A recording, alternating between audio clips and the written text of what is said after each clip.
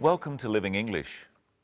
Today, we'll be looking at letters and messages and the best way to ask someone to do something. First, here's the latest episode of our drama, Sisters and Brothers. Steve is taking Anne back to her hotel after their day at the wildlife park.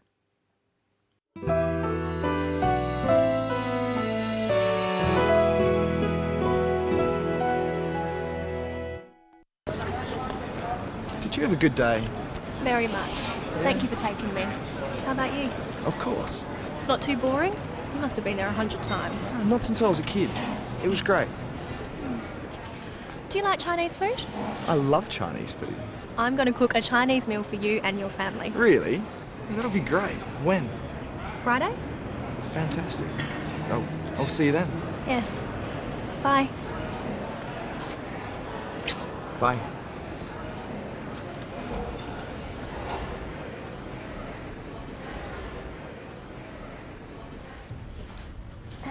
Excuse me. Sorry, Miss Lee, I didn't see you. Could I have my key, please? Certainly. Here you are. Oh, and there's a message for you.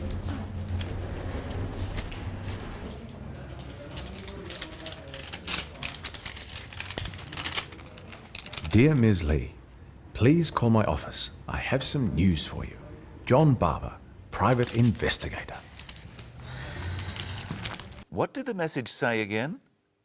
Let's have a closer look. The message says, Dear Ms. Lee, please call my office. I have some news for you. John Barber, private investigator.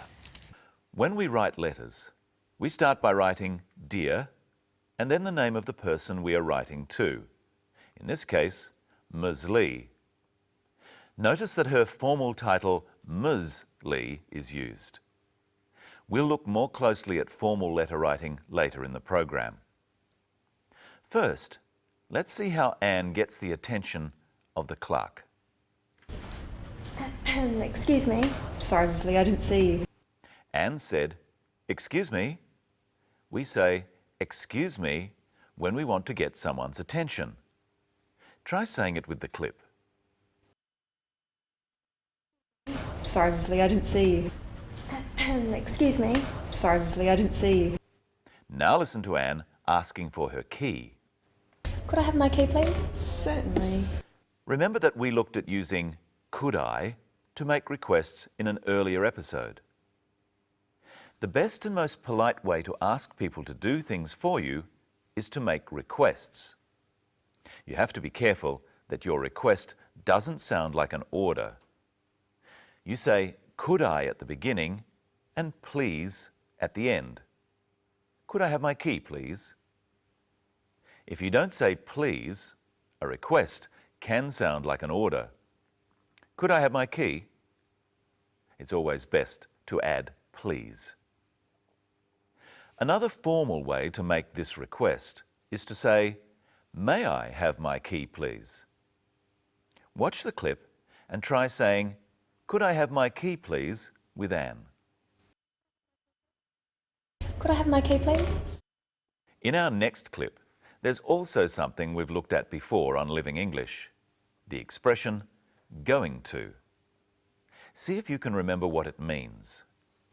I'm going to cook a Chinese meal for you and your family. Anne said, I'm going to. She means that she will cook a Chinese meal in the future, but she hasn't decided exactly when. Listen to what she says about when she is going to cook the meal. I'm going to cook a Chinese meal for you and your family. Really? That'll be great. When?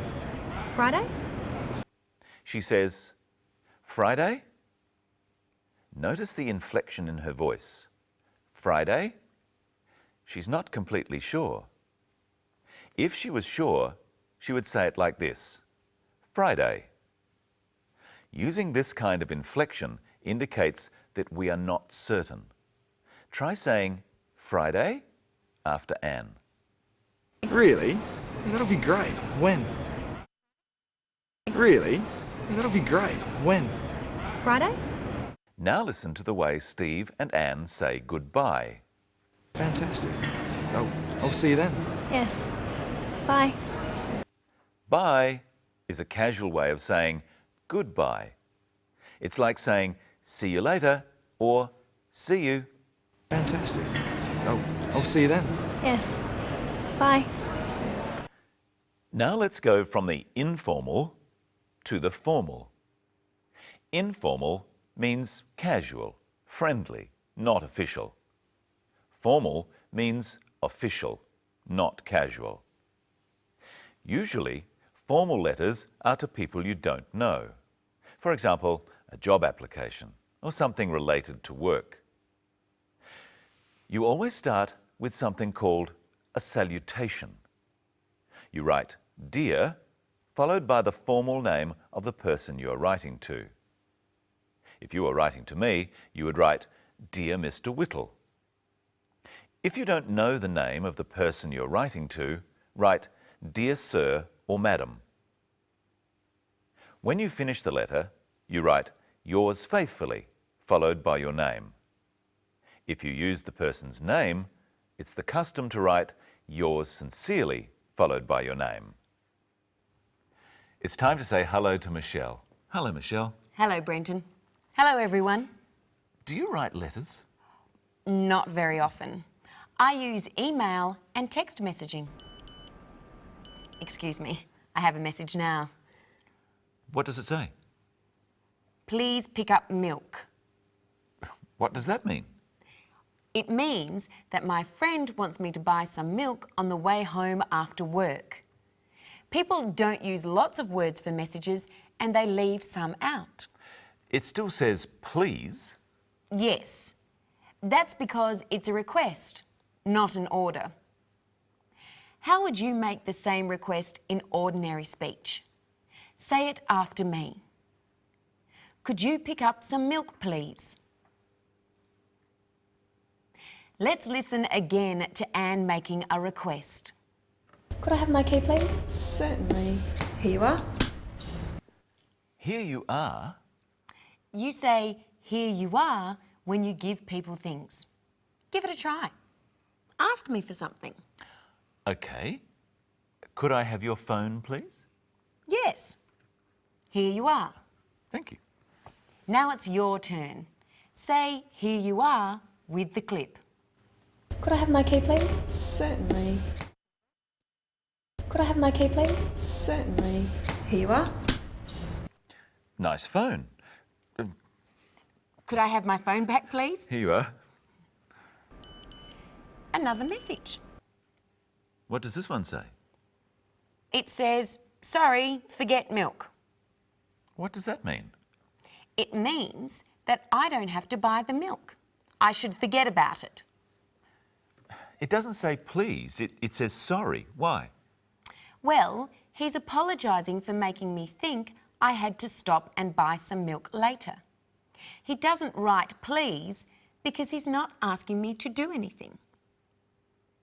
We sometimes say sorry to be polite, like in this clip. Excuse me. Sorry, Ms. Lee, I didn't see you. Try saying sorry, Ms. Lee, with the clip. Excuse me. Excuse me. Sorry, Ms. Lee, I didn't see you. There are a few phrases in English which can be used to say sorry or apologise. Let's practice them. Sorry. That's okay. When we bump into someone or have a small accident like this, we often just say sorry. Try it at home. Sorry. And in reply, I say, that's okay. Try it home. That's okay. Or I could say, that's all right. You try. That's all right. And here's a common Australian phrase. No worries. You try. No worries. Let's look at some other ways of saying sorry. You can say, I'm sorry, or you can say, pardon me. Try it at home. Pardon me. Another way of saying it is, I beg your pardon. This is more formal. Try it after me. I beg your pardon. This is a more serious apology. Like this. I beg your pardon. I'm so sorry. No worries. We use the same phrases if we don't understand something or don't hear it and we want the person to repeat what they said. Excuse me, Yes. do you have the time? 8:30. I beg your pardon? It's 8:30. You can also use I'm sorry or sorry in the same way. Excuse me, Can I help you? do you have the time? 9:10. Sorry? It's 9:10. Thank you very much.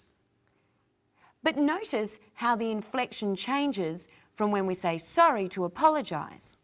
We'll show you. Sorry. That's all right. Sorry? I said that's all right.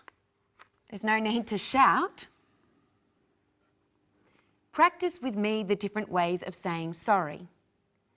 Sorry. Sorry. I'm sorry. I'm sorry. Pardon me. Pardon me. I beg your pardon. I beg your pardon. Let's look at another clip now. You must have been there 100 times. Not since I was a kid. Anne says you must have, or you must have been there 100 times. What does she mean by that? She thinks it's certain that Steve has visited the wildlife park many times before. So I could say to Brenton, you must have seen a kangaroo before. Yes, I have. And Michelle, you must have been to Sydney. Yes, I have. Try at home saying you must have. First, been to the zoo. You must have been to the zoo. Flown in a plane. You must have flown in a plane. Had an ice cream. You must have had an ice cream before. There's one thing in that clip that's confusing, Michelle. What's that? Well, let's watch again. You must have been there 100 times. Not since I was a kid. Steve says, not since I was a kid. But a kid is a baby goat, isn't it? Yes. But kid is also slang for young boy or girl. So what are the other words for people at different ages? Well, we start off as a baby. The plural is babies. Then when we start to walk, we're called toddlers. Young boys and girls are called children. One is called a child. And then we are called teenagers, from the age 13 to 19. And then adults. And that's all we have time for today. Next time, we'll look at reporting the past and using did and didn't.